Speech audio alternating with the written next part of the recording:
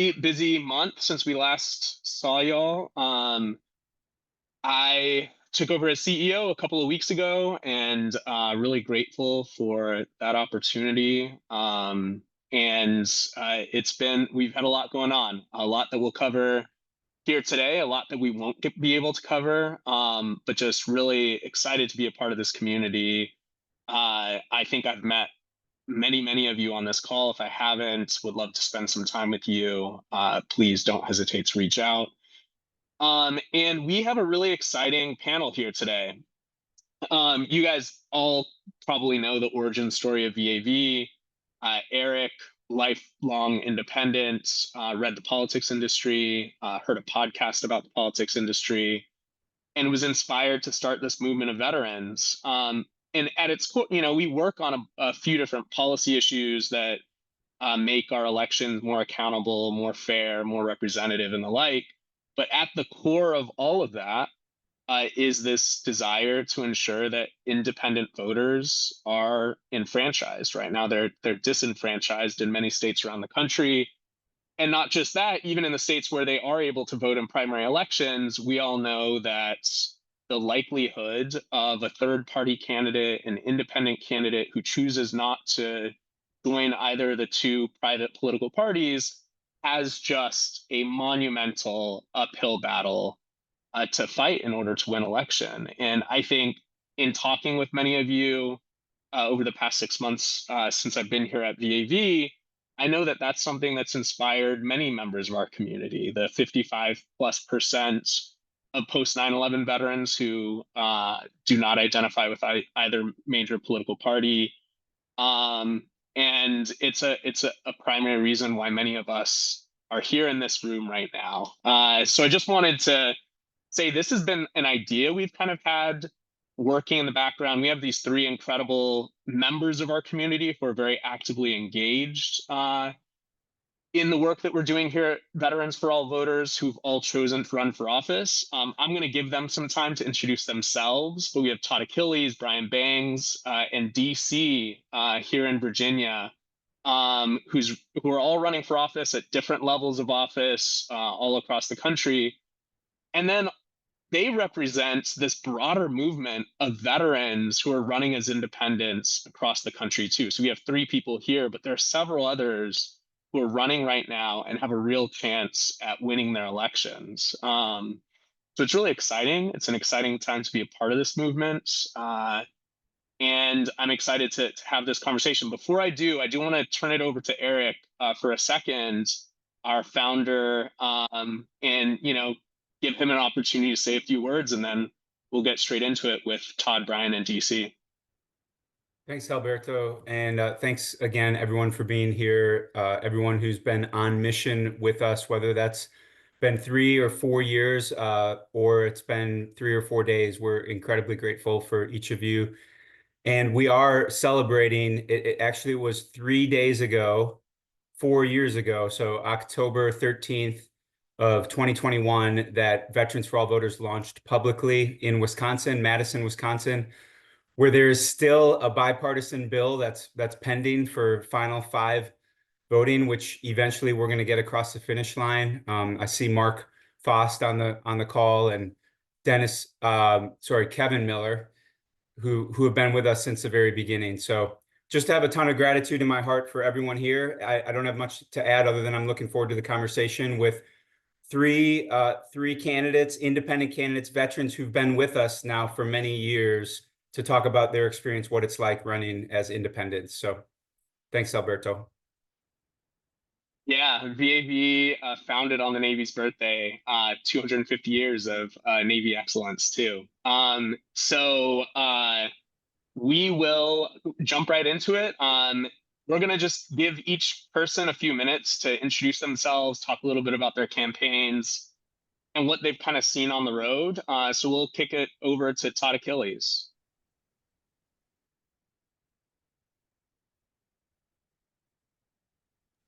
If guys got me? There we go. Yep, we got you now. All right, sorry about that. Well, I'm calling from my van in southeastern Idaho in the beautiful town of Soda Springs, where I had a town hall last night with some of the most prominent Republicans in the county showing up, and a handful of Dems. It was a really great discussion, exactly what we were trying to do in this race. Just by way of background, I'm a farm kid from Oregon. I've been in Idaho now, over 10 years. I served on active duty as a tanker, and then a couple of years in the Guard, and spent 20 years in the tech sector before returning to public service and starting out teaching public policy. So I teach public policy at Boise State, College of Idaho, and UC Berkeley. And 2 years ago, when opening for the Idaho legislature in my neighborhood in Boise, I got appointed by the governor, and I served 2 years in the Idaho House. And I think I really try to build a reputation of as being one of the most bipartisan in the building. I would argue all morning long with some of my far right colleagues, and then we team up on an anti-monopoly bill in the afternoon. And I think that's the key to legislating in these difficult times. I met Eric and Todd when we stood up Veterans for Idaho Voters in support of the Open Primaries Initiative. I can't tell you guys how much I appreciated all the work to help stand up the Idaho organization. And I know we got a couple Idahoans on the call here. And Alberta, thanks so much for taking the leadership and running the organization forward. Maybe I'll just stop right there, Alberto. We do introductions for everybody, then we could just talk about what it's like running as an independent. Thanks so much, Todd. Over to you, Brian. Well, good morning, everybody. My name is Brian Bengs. I am a retired Air Force officer. I was in the JAG Corps for 2 decades, and I did spend a little time in the Navy immediately after high school. So go Navy, I guess. It's recent birthday. But I am a independent candidate for the United States Senate in South Dakota at the moment. And I can't beat Todd's background. That was pretty cool. But I am not in a cool apartment, as it appears. I am in a camper next to where my house is being constructed. And this is just over a year in a camper. And I will not recommend to anybody spending a South Dakota winter in a camper, even though it looks like, unfortunately, I might be dipping into it again. So it is not a super pleasant experience when the temperature is below zero. Anyway, I ran in 22. I was motivated to do something. I'm a former professor, much like Todd. I taught at the Air Force Academy when I was on active duty, taught international law and the law of armed conflict. And I got a job teaching at Northern State University in the northeast corner of South Dakota, teaching criminal justice, homeland security, government classes, that sort of thing. So I was watching on January 6th, 21, what happened. I was at home watching this go down and seeing people, Americans, chanting for the murder of the vice president and hitting law enforcement officers with sticks motivated me to do something. I felt a duty to do something about this when I saw that the South Dakota Democratic Party was apparently just going to let the current majority leader of the Senate, John Thune, have a free ride to re-election, as there was no really credible candidate stepping up to run against him. I changed my registration from independent, as I had been since I registered initially at 18, to Democrat to run against him. And I did that. And the big lesson that I learned doing that is I could go up to literally anybody, and I did, particularly people wearing Trump hats because it was more fun, and I introduce myself as a candidate and say that I'm going to guarantee with 100% certainty that you and I will agree on at least 2, but probably 3 things. And I'd run down my list, and they're nodding along, and typically it was all 3. And so, all right, we've synced here, and you're on board with these big ideas. And then at the end, I would go, so can I count on your vote in November? And the first word out of their mouth, more often than not, was, so what are you? And when you say, well, I'm a lifelong independent running as a Democrat, I would get I'll never vote for a Democrat. And that was the end of the conversation, even though we had literally just agreed on some pretty big issues. And my takeaway from that is that the majority of people disregard the issues and disregard the individual. Like you've heard the old phrase, like, I'll vote for the person, not the man, or the man, not the party. But they don't do that. They just look at the party and go, I will never vote for you. So as an independent, I have so far experienced the ability to bypass that to a great extent. They're not having the same guttural reaction. I'll never vote for a Democrat. Independents, they've not been trained to go, oh yeah, that's bad, because they agree with us. So that's why I'm running again, is to try to fix what's broken in the country. And I'll pass it back. Yeah, thank you, Brian. Over to you, DC. And thanks, Alberto, and congratulations, by the way, on the new position. Look forward to great things coming out of the organization. Eric, good to see you again. For me, I'm Carlos de Castro Pretelt. I go by DC. Back when I was in the Army for a while, had the name tape. People couldn't read my last name, so I just told them to say DC. Get it out of the way. If you want to see what I'm about, go to dcforarlington.com. But in a nutshell, I'm running for office because I want to highlight the benefits of using ranked choice voting and hopefully use that to advocate for open primaries, right? The way I see it, phase one, bam, you're part of this organization, you're doing grassroots work, you're trying to pass through the legislation or increase awareness about ranked choice voting and open primaries. Fantastic. Let's say the county or whomever passes the legislation to test it out as a pilot. Phase two, you have to show the benefits of that. And that's what I'm trying to create here. A blueprint of sorts. You know, we're all familiar with SOPs, right? Standard operating procedures. We have to build on something so that we can build better. So I made a couple videos to get the website, and I'm trying to figure out what works and what doesn't, while not relying on money a lot, because that's a big thing. And it's still trying to remain nonpartisan, straight up independent. So look forward to answering your questions. Thanks, Alberto. Yeah, thank you. Brian started to get into my first question, but I'd love to hear from each of you why you made the choice to run as an independent candidate rather than choosing to align with either major political party. And I think to kind of dig into what you've heard from independent voters while you've been out on the campaign trail knocking on doors. So let's go in the reverse order. Let's start off with DC. Thanks, Alberto. So, as I just mentioned, the reason I'm running as an independent is because I am an independent. And the example I like to give is that, 22 years of service, I lived in Montana, Louisiana, California, Texas, you name it, all throughout the place. And I've lived and fallen in love, fallen out of love with people from everywhere in the US. And I can tell you they're not the enemy. The things that we share in common are far more than the things that divide us. So it's still difficult because people will still try to look at you like, well, yeah, whatever. But are you like left or right? I'm like, no, I'm neither. I'm community focused. And you'll see that I put that a lot on my videos, on my paraphernalia, if you will, because that's what matters. Data driven, community informed. I don't really care about the orthodoxy or whatever the big parties are putting down. That doesn't affect me. I want to make teams. That's what we're good at in the military, making teams and fixing problems. So that's my whole spiel. Thanks, Alberto. Love it. How about you, Brian? What have you heard from independent voters as you've been out talking to folks?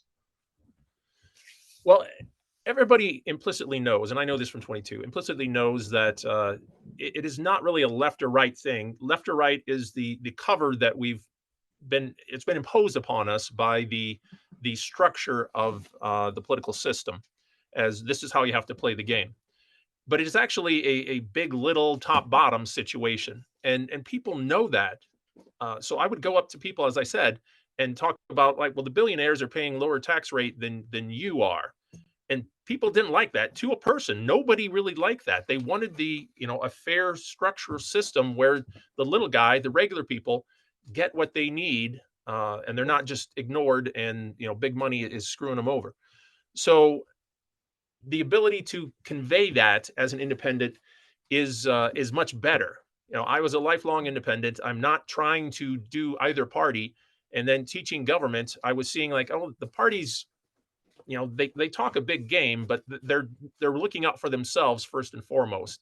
So when you can say, I'm not doing it for a party, I'm doing it for you, that resonates with more people because I'm not beholden to the party structure. And if either party is doing something wrong, I'm going to call them out on it. So that seems to be effective. Love it. How about you, Todd?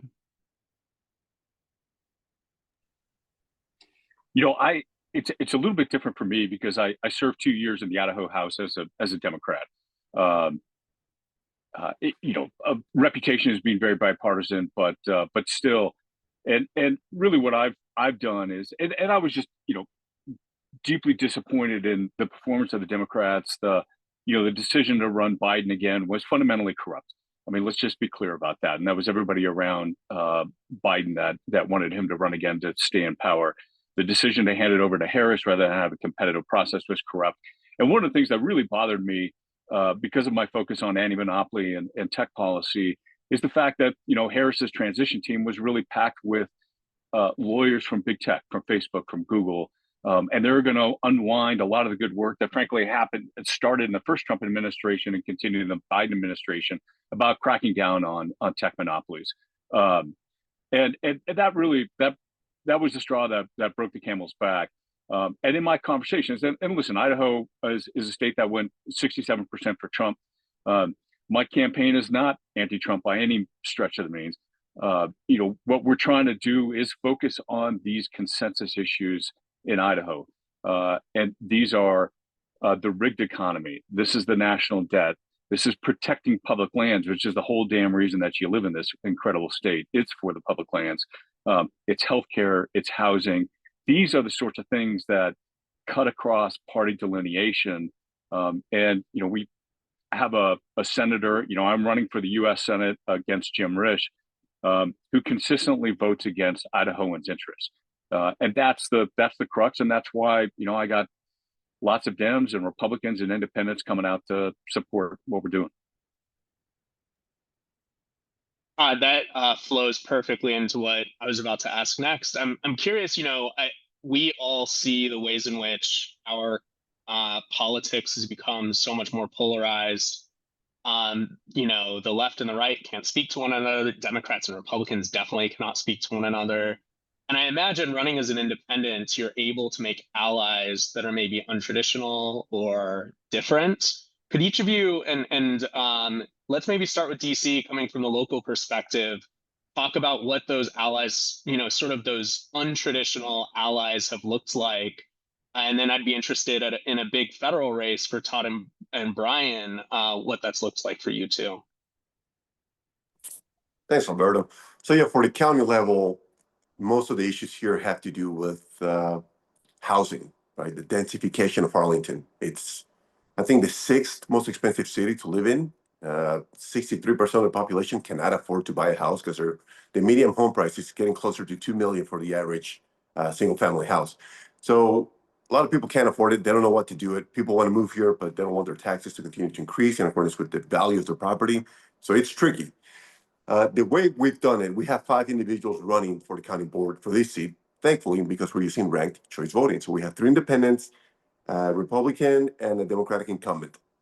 We've made, or I've tried to make, like a little alliance between independents, and we are all from the different parts of the ideological spectrum. So we're all very different, and you can see that on just town halls, and I love that because we're working together. We're pooling our resources. So like, all right, you can appeal to this demographic, and you can help tell them to vote number 2 for me, and you're trying to show, in effect, how ranked choice voting creates more positive campaigning, makes collaboration more necessary.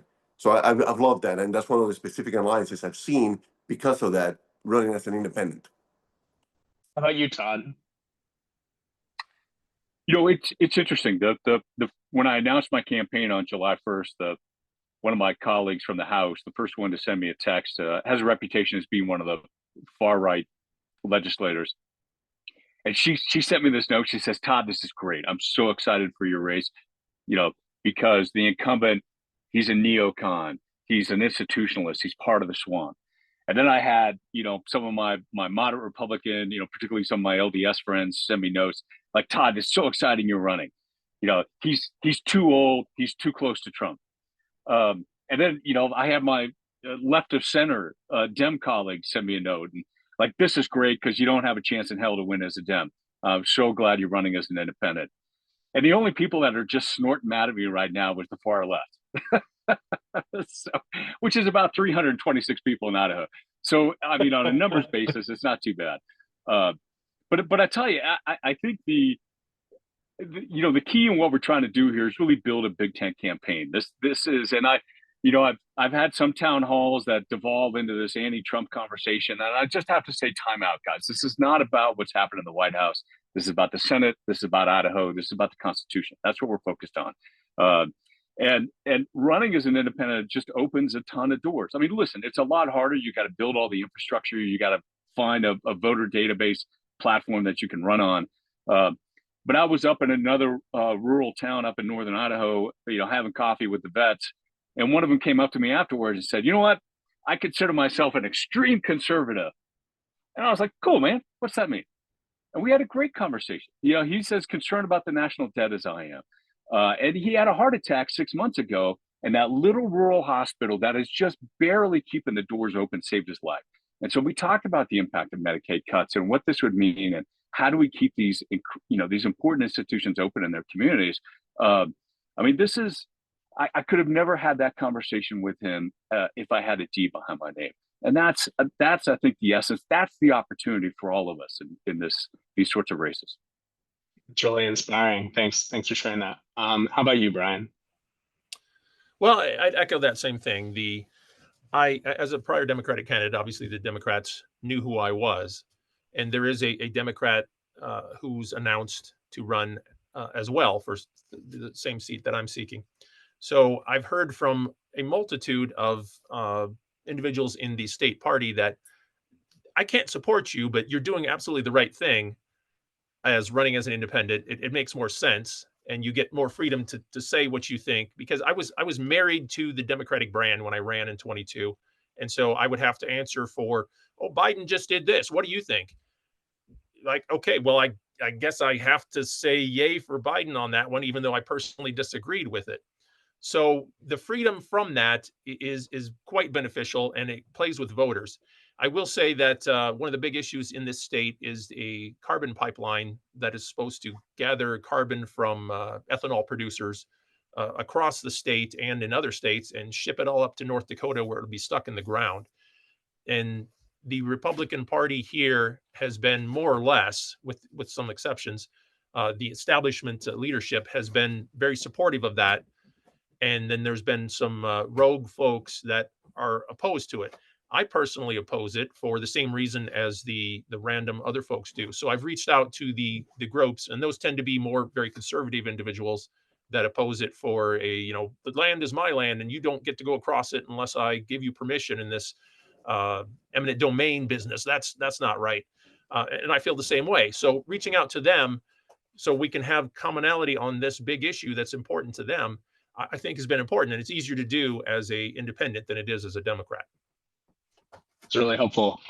I have a couple of questions, and I'd welcome thoughts from the group. If you want to toss questions in here or start raising hands, we'll start listening to questions from all of you. But so I have two sort of final questions for me. The first, there are probably a number of people in this group right now who are listening to you who are thinking about running for office themselves. The first step in that sort of ideation process is whether to run for state or local or federal office. So I'd love to hear your thoughts on how they should process that, and then whether or not to join a major political party or run as an independent. So what advice would you have for people in this room on this call right now who are thinking about running for office someday themselves? Let's start off with Todd. Yeah, thanks, Alberto. I just had a call this morning with a woman who spent 12 years in the Idaho National Guard. She's an emergency room nurse. She wants to run for the state legislature as an independent, and she's awesome. And she would be phenomenal in the building. And she doesn't want to run as a Republican because she'd get chewed up in the closed primary. She doesn't want to run as a Dem because there's absolutely no chance in that part of the state. And so we started to talk about how we'd work together on this thing. I listen. I served in the legislature. My bias is going to be towards getting people to run and serve in the Idaho legislature, because I think that's just an incredibly important institution in terms of laying a roadmap for how we serve this state over future generations. I have had both since I announced as an independent. I've had both Republicans and Dems approach me about running as independents themselves. Good, solid, old school Republicans who get chewed up in the closed primaries, and Dems who've been in this state all their life, but they have no chance in hell of being elected in 80% of the state. And they, everybody wants to serve, everybody wants to contribute, and this is really a viable path to do it.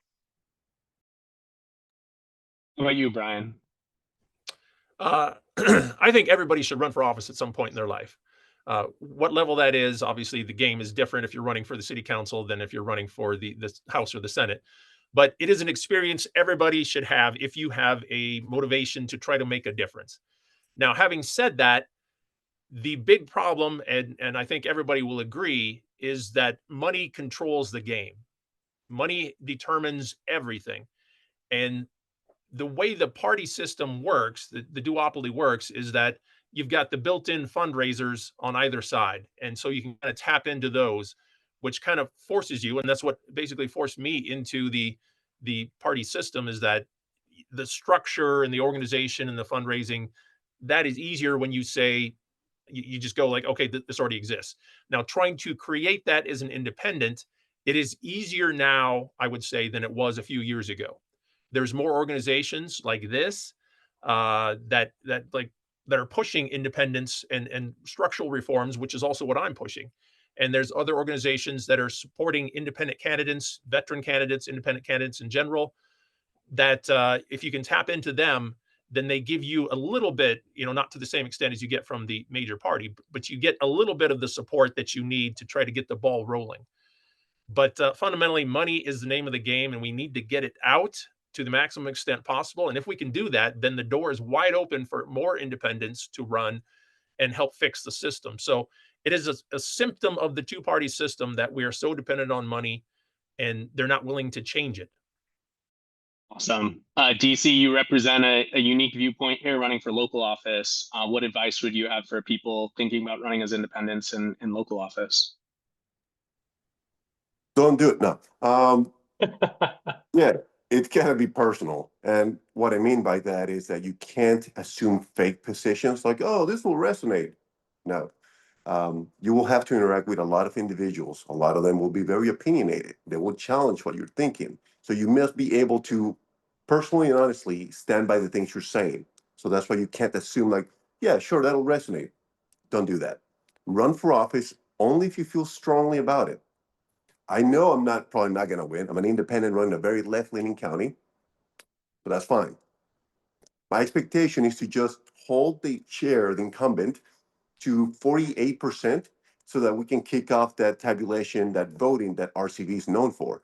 Once we show the benefits of that, maybe it'll help push the ball forward. That's how I'm seeing this. So if you're planning to run, give it a lot of thought, know that it's going to be taxing, right? It's going to be difficult. And my apologies, I can't remember the name. One of the other candidates just mentioned, money is the name of the game to a certain extent. Money is used for outreach. So in reality, outreach is the name of the game. If you can figure out a way to reach out all the individuals who are likely to vote for you for free, do so. That's what really matters. For example, here I'm competing against a guy named Takis Karantonis. Fantastic guy. He's been in the office for 4 years. I assure you that if somebody put me side by side with him and listen both of us talk or debate, they would choose me. But as he was mentioned, he has access to a democratic machine, which is a lot of good money. That means mailers, phone calls, texts, all these things that continually hit the voter like, hey, vote for this guy. I don't have that. It's just me out there shaking hands, this handsome face. So do give it some thought. Do definitely do it if you feel strongly, but do know that there's going to be some challenges associated with it. Awesome.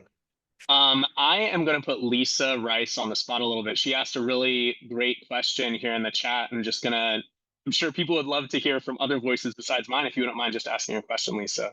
Yeah, sure. Thank you. Hi, everyone. I'm really glad to see everyone. And I'm scrolling back up because I want to ask it exactly as I put it. And this is a question that I've asked for years. Eric Bronner has heard me ask this question in open forums. Are you able to have a conversation about politics and policy without using the labels conservative, liberal, progressive, left, and right? I love it. Who wants to take that one first? And if the answer is no, then that's the answer. No judging. I can try to answer that a little bit. I try to avoid labels, but there are certain things that you can't. It's a two-part. It's this or this in many ways, and the system's engineered that way. So it's hard to talk about things. You have to be creative and thinking about it all the time of like, how do I say this? Because I don't want to be critical of like Trump has a 58% approval rating in this state. I'm critical of a lot of decisions the administration has made. So we're talking about the administration it did this or did that without naming names. So is it important to avoid that? Yes. And so we're trying to reframe it more as I've taken to using big money, like big money's doing this, big money's pushing this idea, big money wants to do that, because people get that part of it. And then I can just kind of use that as a term instead of saying like Trump or the Republicans or something like that. It's big money, and everybody's sympathetic that already. Yeah, Brian, I think that's really a good approach. I would also say referring to systemic issues is a really nice way to remind people that some things are baked into just a larger system than any party or any one person that happens to be holding the mantle for a party. So I think you have a good idea there, Brian. I'm sorry, Alberto, I just took over your No, role. Lisa, I love it. Todd or DC, anything to add there? Well, first of all, I'm going to say, Lisa, you're phenomenal. Everybody, she's the leader of the open primaries movement and who gets shit done. So it's so good to see you again, Lisa. Thanks. I do just try and focus on the core issues and stay away from the labels. So although, I've been leaning more into the fact that, listen, guys, I'm a better conservative than the person that's representing Idaho right now, because I fight back on monopolies and defend the free market and defend small business, push back on these rigged insurance industry. I mean, these are fundamental conservative values that that career politicians don't stand up for, and people appreciate that. Yeah. Thanks for the compliment, Todd. You're like my biggest fan, man. I am. Lisa, you have a lot of fans. You're amazing. Claudia asked an interesting question that we've been thinking a lot about here at VAV. Registered Democrats or Republicans get tons and tons of directed text messages and everything else. But it seems like there's a lack of outreach to independent voters, or a lack of meaningful outreach, at least. Could any of you speak to what it looks like to reach out specifically to, non-party affiliated voters, and structurally, logistically, or anything else that you might think of? But I saw you come off mute. Yeah. I mean, I think it's interesting in Idaho that the unaffiliated voters is twice as big as registered Dems, 30% of the state versus 15. So for my Dem friends who call me a spoiler, I'm like, come on, seriously, look at the numbers. I think we're also the sixth highest on a per capita basis in terms of veterans population, as you guys opened with. The vets tend to be unaffiliated too. I think there's an element of unaffiliated voters that don't want to engage. So there's sort of two segments within that unaffiliated group that you have to think through. But there are also just a hell of a lot of frustrated Idaho Republicans that are just looking for something new and looking for a system to start working again. So yes, the unaffiliated voters are an important part of what we're doing, but it's reaching those Republicans who see a nation in crisis and want to do something about it. That's really the core of who we're speaking to. Awesome.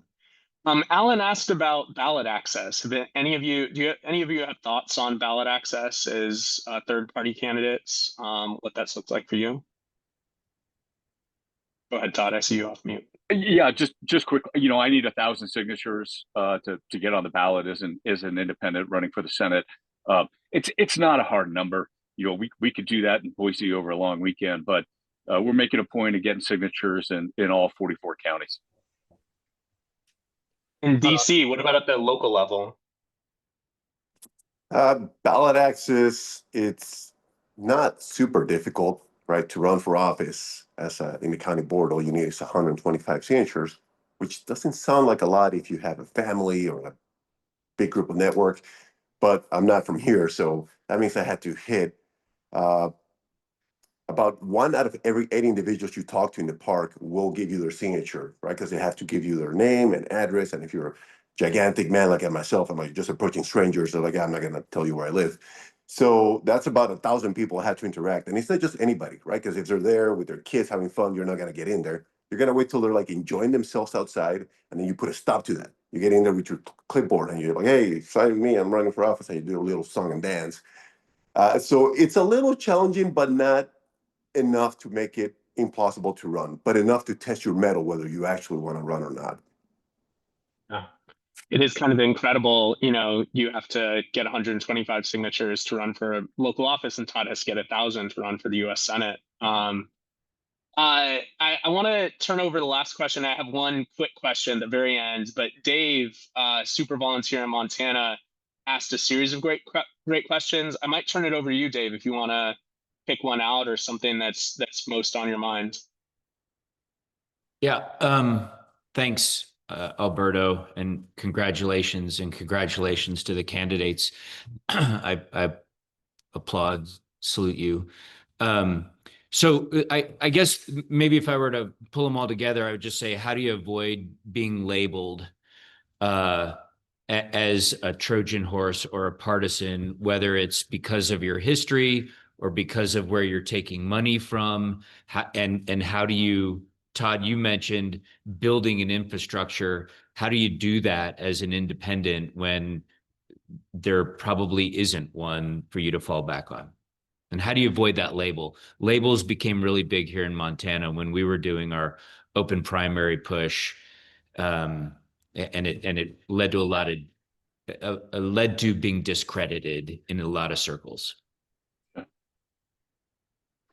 Yeah, for me, having served as a Dem in the legislature, I own it, right? And I think I expressed a lot of the frustration with the Democratic Party that I think a lot of Idahoans see. I mean, you're up in Montana. I mean, it's a similar thing up there. I mean, our states, you guys are a little more balanced, but South Dakota, Idaho, Nebraska, I mean, the Dem Party's given up on our states for the last generation.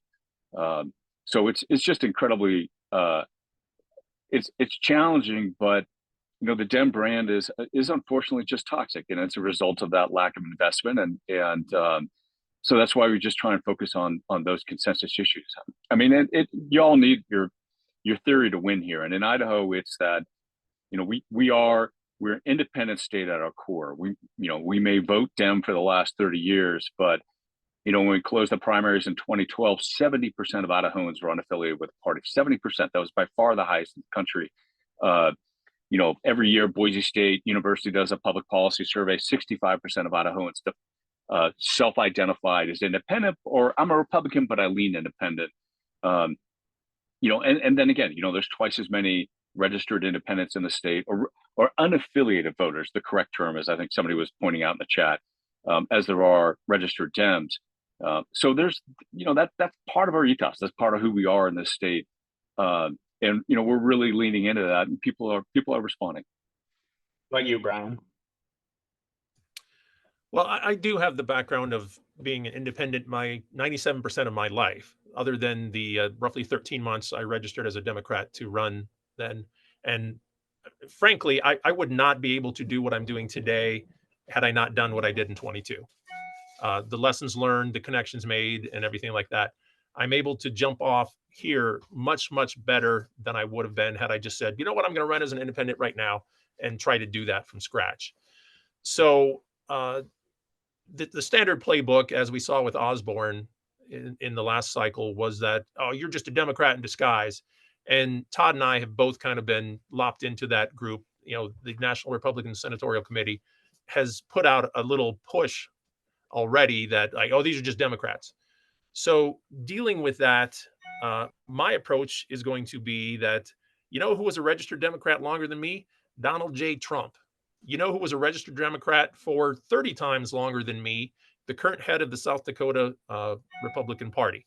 So what is in the name, fundamentally? So I think we can turn it around and say, here's what I think, here's what I thought before, And if you agree, then welcome. We are Republican, Democrat, whatever.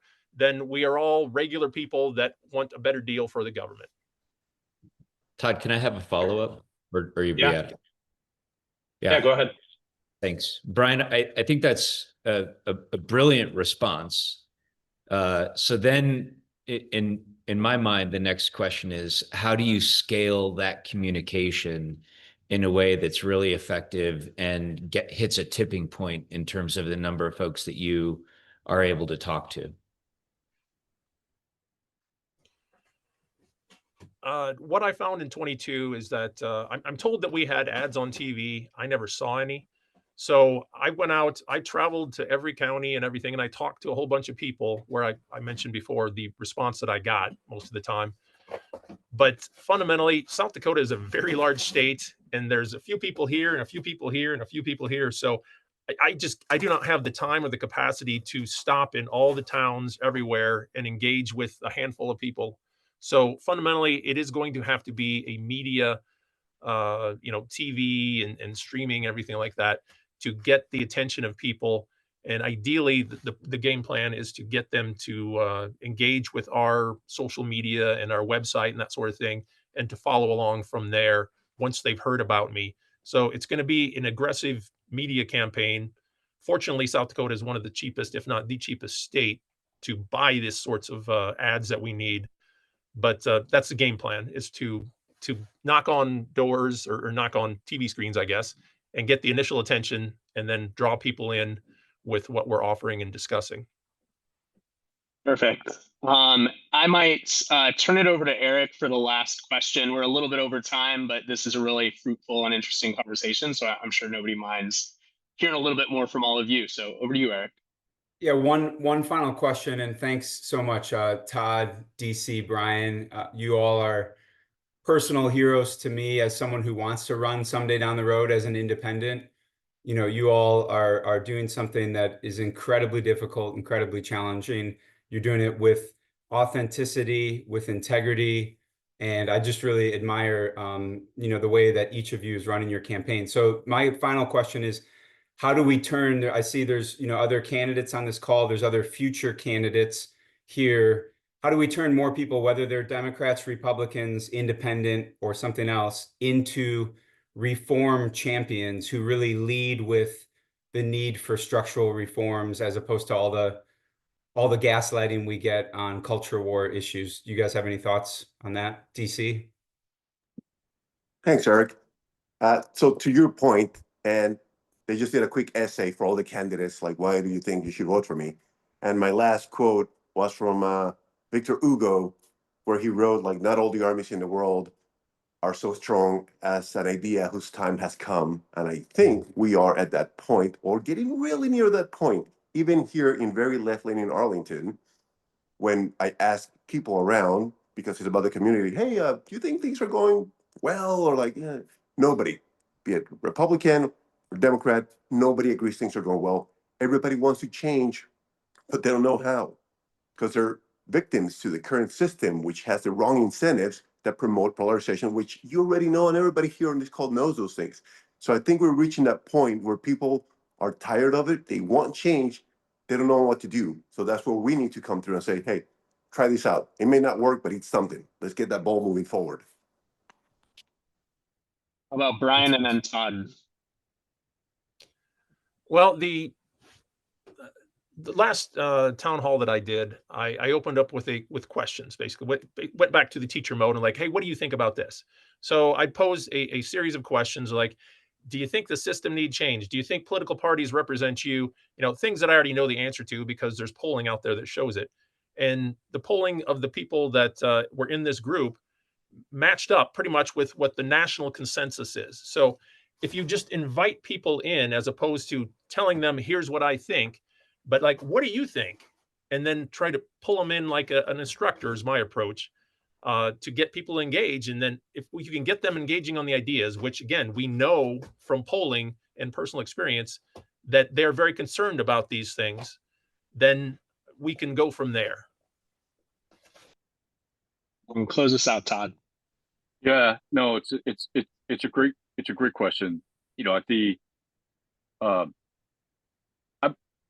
what Brian and I, Osborne and Ty Pinkins in Mississippi, all of us are running for the Senate. We're trying to develop and refine and communicate kind of our theory of change. Um, and and I think when you talk about a movement, it's more than just a single candidate. So I think, I've seen more and more online where people are talking about this purple revolution. There was a great podcast I was listening to. Gary Kasparov was interviewing Frank Luntz, a longtime political pollster. And Frank was just talking about the deep anger across the country, and perhaps it's time for another, independent presidential candidate, right? How do we move ourselves out of this two-party disaster that we're in right now? And everybody sees it.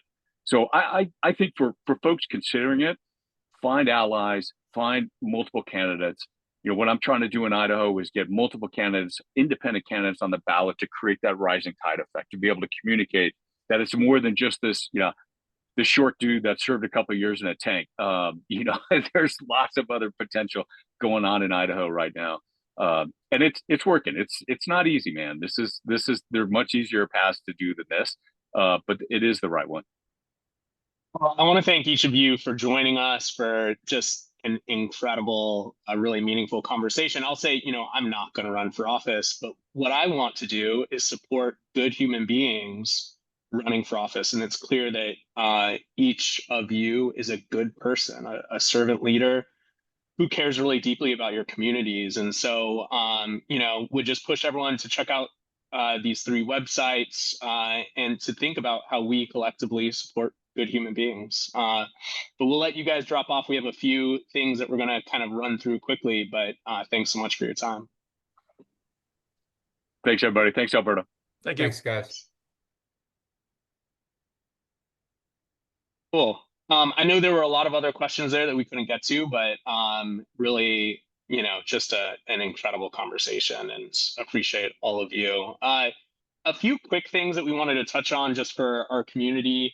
The first is the oath challenge. We previewed it before it came out at our September all hands call. The sort of the number of videos that we've gotten has been kind of surprising and wonderful. And we've had some really powerful testimonials. We went out to the Military Influencers Conference in Atlanta, and we filmed a bunch of people there. Kevin Miller was there with us, bringing people in and chatting with people at the conference. And again, we were busy the whole time interviewing folks and hearing their stories and what the oath of office meant to them. And so I'd ask everyone here, if you're interested, film a quick 60 seconds video about what the oath means to you. And we, throughout the year leading up to the 250th on July 4th of next year, we'll be putting these stories out, piecing them together. And Reagan's been doing a really excellent job with that on our team. Wanted to turn it over to Eric just to talk quickly about Pennsylvania and Texas.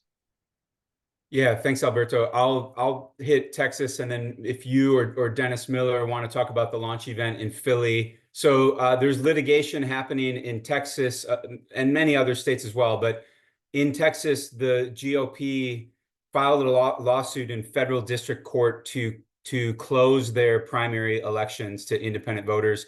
As most of you know, Texas has a huge veterans population. It's over 1.5 million veterans in Texas. So if 50% of them are independent, that means 750,000 independent veterans in Texas could be locked out of primaries. We've hired an outstanding law firm and team, Alex Clark, who's one of our leaders in Dallas. His firm is going to file an amicus brief, a friend of the court brief, on behalf of Veterans for All Voters in support of keeping primary elections open in Texas. It's a really interesting case. Alex, I'll just give the top lines real quick, if that's right. The Texas Attorney General, who would normally be defending state law, has instead decided to join the Texas GOP and say, yeah, go ahead, close the primaries, no problem. But the named defendant in the lawsuit is the Secretary of State, who is appointed by the governor, and she has hired her own attorneys to respond and hopefully defend the open primary system. So we're waiting on the Secretary of State's response, and we'll see that in a week or two. So that's the update on the Texas litigation. Yeah, I'll just touch really quickly on Pennsylvania, and then turn it back over to you, Eric, to talk about the upcoming events in Pittsburgh and West Virginia. So we launched Veterans for Pennsylvania Voters a few weeks ago in Philadelphia, led by Dennis Miller. I see Ed Beck on the call, LJ, a new volunteer, but really energetic and incredible volunteers also here on the call, and there were some others.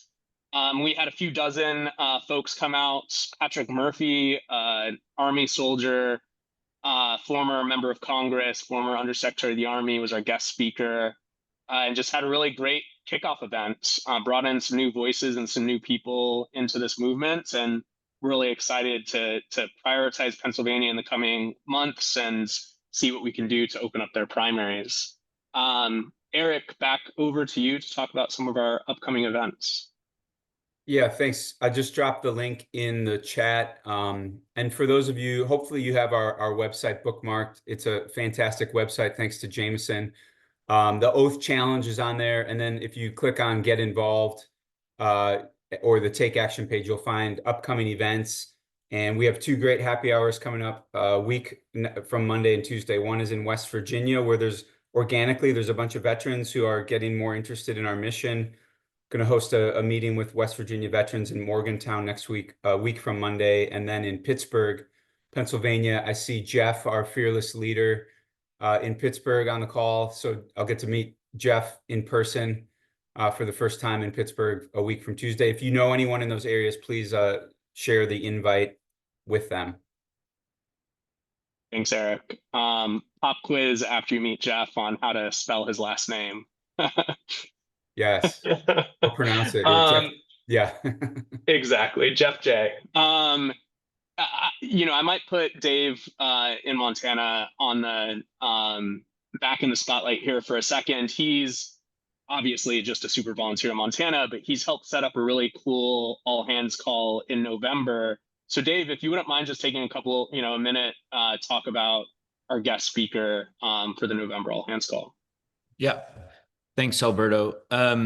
So in November, and Alberto, you'll have to follow up with the exact date and time. Yeah, we'll be sending out immediately after this one. We didn't want people to get confused between the 2 all hands calls. Immediately after this one, we'll be sending out an email with details about it. Okay. Go ahead. So I held a community conversation here in Helena a few weeks ago, and our former governor, Steve Bullock, attended, and it was great having him there. He added a level of credibility and insight that was really fascinating. He's a really brilliant man. He was also our state attorney general before becoming governor, and while he was the attorney general, he filed a lawsuit and became a national expert at campaign finance. And so he is going to join in an all hands call in November to talk specifically about campaign finance, dark money, campaign finance. Those are big issues here in Montana, but he also has a level of expertise in a lot of other areas that I think it'll be really fascinating to discuss with him. He's a brilliant person, and I'd encourage everybody to attend. He's very down to earth. He shows up at a bar for a community conversation in the middle of the week in Helena, Montana. So pretty neat person to have a conversation with. Yeah, so we're really excited about this. Really interesting person and opportunity. And the thing that I'll say for us at VAV is, as all of you know, this year we've opened up the aperture on the number of issues that we work on, and getting dark money out of politics is one of those issues. I know that it's something that motivates a lot of us, and it feels just inherently wrong, having served in the military, to see the ways in which money flows into politics. And so we're on a learning journey to figure out exactly how we place ourselves within that ecosystem. And someone like Governor Bullock, his perspective on what that world looks like, I think is going to be really enlightening and really fun. And so we'll have more details coming out soon. And just massive thanks to Dave for helping set it up. That's all we've got for today. I really appreciate all of you joining. I might turn it over to Eric for the last word. Thanks, Alberto. I do have one or two last things to share. Thanks again.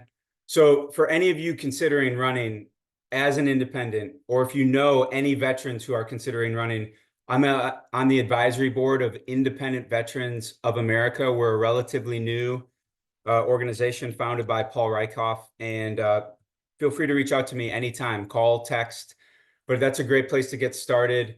I know Alberto and Todd also field lots of conversations from people who are considering running for office. So we're always happy to help you, point you in the right direction. Privately, in our individual role, again, publicly, Veterans for All Voters, we are a 501c3 nonpartisan nonprofit. So we don't do anything, we don't do any candidate work at all as an organization. But part of why we featured Todd and Brian and DC today is because they've been on mission with us. They've been serving as volunteer leaders in their states for many years before running for office. So we wanted to lift them up as people who are genuine reform champions and allies for the reforms that we want to see implemented. So hopefully you enjoyed the conversation. Please join us on November 4th. Jameson will be sending out the invite for the next all hands call November 4th with former Montana Governor Bullock. We're really looking forward to that conversation. So thanks everyone for being here. One team, one fight. Keep up the great work.